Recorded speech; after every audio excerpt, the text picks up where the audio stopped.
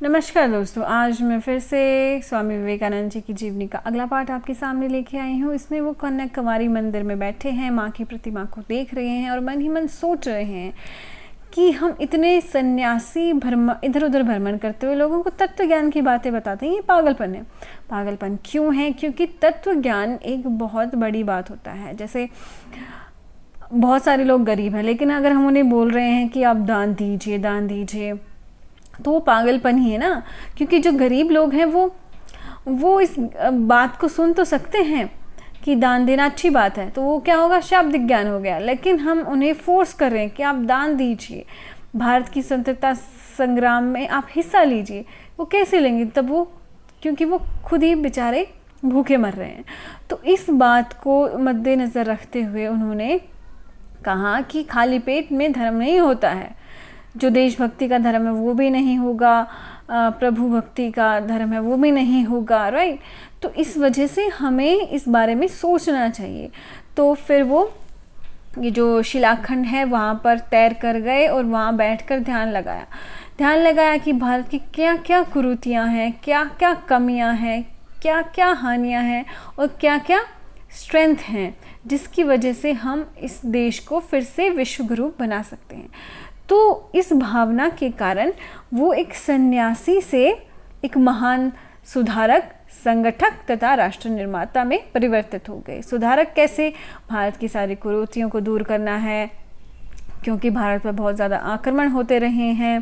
कभी मुगल आ गए, फिर अंग्रेज़ों ने आक्रमण किया, तो हमारी संस्कृति को उन्होंने तहस नहस किया।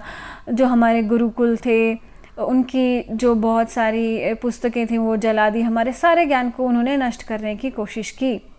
हम इस वजह से उन्हें सुधारक बनना पड़ा। फिर संगठन, जैसे अंग्रेज़ों ने फूट डालो, राजनीति करो, तो सारे देशवासियों में एक उन्होंने अलगाव की स्थिति पैदा कर दी थी, जिसकी वजह से उन्हें एक संगठन के रूप में आना पड़ा। फिर है राष्ट्र निर्माता।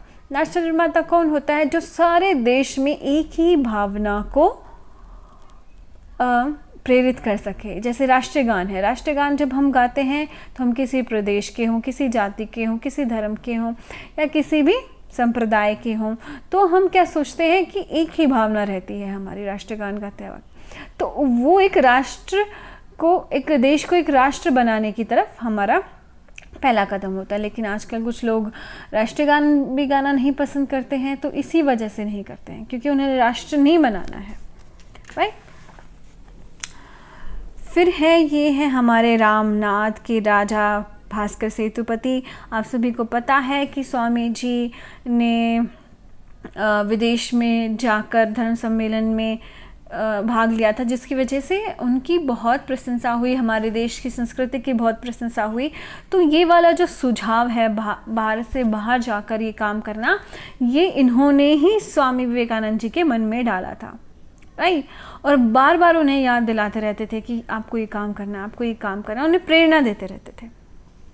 फिर है ये रामेश्वर मंदिर, जहाँ उन्होंने 1897 में जाकर एक थोड़ा छोटा सा भाषण दिया। उसमें उन्होंने कहा, सभी उपासनाओं का सार यही है, पवित्र होना तथा दूसरों का कल्याण करना। जो दरिद्र में, दुर्बल में, रोगी में शिव के दर्शन करता है, वही वास्तव में शिव की पूजा करता है। और यदि वह शिव को मात्र प्रतिमा में देखता है तो उसकी पूजा प्रारंभिक मात्र है, भाई।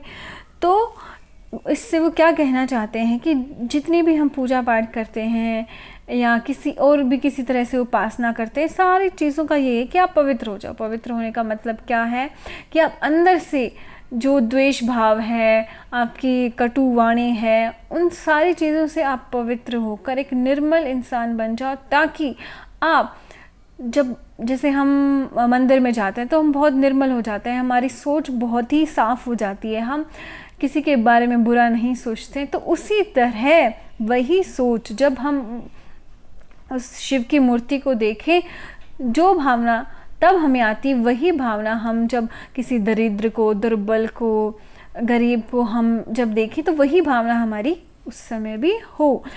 तो यदि हम सिर्फ मूर्ति की पूजा करेंगे तो वो शिव की पूजा का एक प्रारंभिक मात्र है। जब तक हम शिव की गरीबों में, दुर्बलों में तब तक हम उस शिव के दर्शन नहीं करते और उनकी सहायता नहीं करते। कई बार क्या होता है, हम गरीब लोगों को देखते हैं, हमें बड़ी दया आती है, हमें लगता है कि अरे ये भी उसी परमात्मा का अंश है, हमें इनकी मदद करनी चाहिए। तो आप में भावना तो आ गई, आपने शिव के दर्शन तो कर लिए, लेकिन जब तक आप उस इंसान की मदद नहीं करते हैं आपकी पूजा पूरी नहीं हो गई। राइट।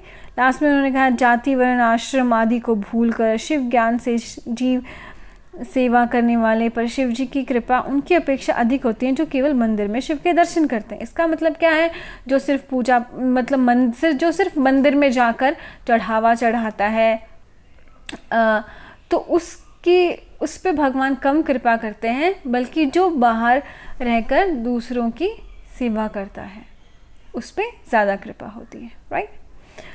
तो इस वीडियो को यहीं ख़त्म करते हैं, नेक्स्ट वीडियो में आगे का पार्ट। धन्यवाद।